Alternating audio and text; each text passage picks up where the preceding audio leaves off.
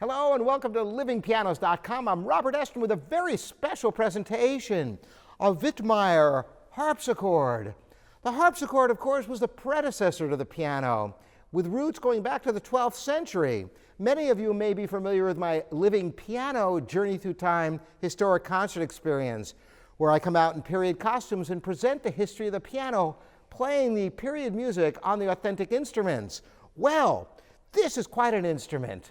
The harpsichord, to give you a little bit of background, fell into relative obscurity until the early 20th century when Wanda Landowska single-handedly resurrected the harpsichord with her brilliant performances, which I encourage all of you to explore. Now, most harpsichords only have one keyboard, so a very deluxe harpsichord would have had two keyboards. Now, when Wanda Landowska performed, she had harpsichords with pedals, just like this one has. Most harpsichords do not have pedals. The pedals enable changes of tone without having to take the hands off the keys for the levers or stops to give different sounds. Now, of course, what separates the harpsichord from the piano is the strings are plucked instead of being struck with hammers, so you can't control the loud and the soft with the fingers alone, which is why it's so great having these pedals. Let me show you first what they do on this instrument. If you start from the left to the right, the left one is what's called a 16-foot stop. Actually, the second one is a 16-foot stop. The first one is an 8-foot stop, so you get a tone like this. And the stops, the numbers refer to the pitches, just like an organ stops. As you double the length, you get an octave lower. So the 16-foot stop, playing the same notes, will produce this sound. Now, if you put both pedals down, you can get the tone of both of them. All right, now let's move over to the other keyboard, the top keyboard. The right pedal is going to also give you an 8-foot stop, but with a little bit different tone. If I compare that with the bottom 8-foot stop, you'd hear it's a little bit different sound. Compared to, the different sound is achieved by having the plectra pluck the string in a different part of the string, and that's why it gets a brighter sound, as you can hear. So now, the last pedal that I haven't shown you, or the second to last, is actually a 4-foot stop on the upper keyboard, meaning it's an octave higher. So then you can combine both the 8-foot and the 4-foot by putting the two right pedals down. Now in a moment I'm going to demonstrate what this instrument can do full-blown with all the stops, because the middle pedal combines the keyboards, where if you play a key on one, you will actually see the top keys moving. So you get a richer sound. So putting all the stops down, getting the biggest sound possible, would be like this. Listen to it with the beginning of the Bach Italian Concerto.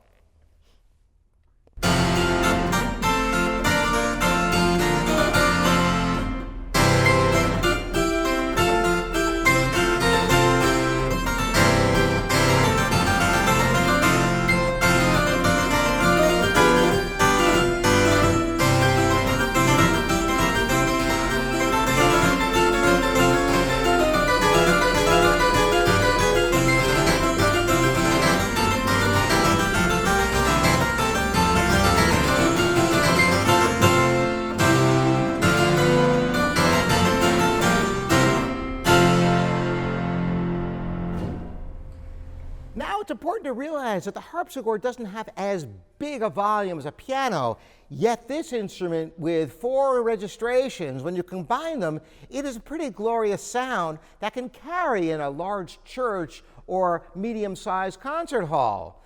Now there's the levers I haven't gotten into, and I want to show you what those do because this is pretty interesting. The levers actually can impart a kind of a plucked effect, like a lute. Listen to what it does to this sound. And this puts felt next to the string, so you get this tone. Kind of a staccato sound. And you have another lever on the left for the 16-foot stop, which sounds like this. Without it and with it. So that gives you quite a bit of variety, doesn't it? So now we're going to move on. I'm going to play for you a little bit of the Scarlatti Sonata in D minor so you can hear the beauty of the tone. And I'm going to set my registrations so we have a nice sound for you.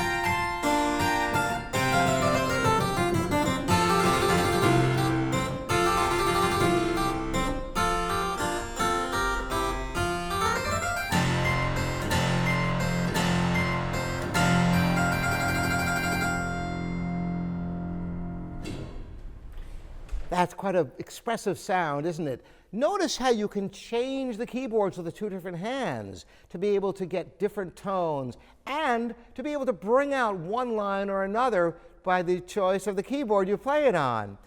Now I'm going to show you how we can utilize that lute stop that I spoke of earlier to get expressive playing. I'm closed now with a little bit of the second movement of the Bach Italian Concerto.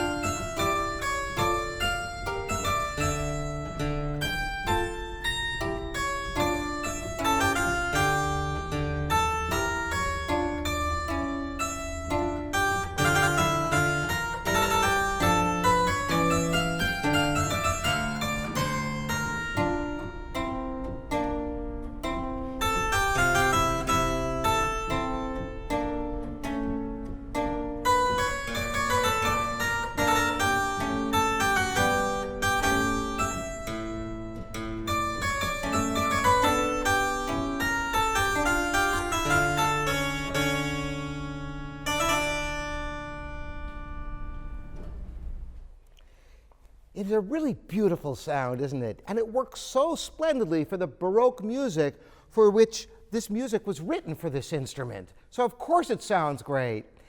If you have any questions about the harpsichord, I'm more than happy to attempt to answer them for you. While I don't know everything about the instrument, I can tell you it is a joy exploring these early instruments and hearing some of the pieces that you probably have in your repertoire that were written for this instrument. Thanks for joining me, Robert Estrin, here at livingpianos.com.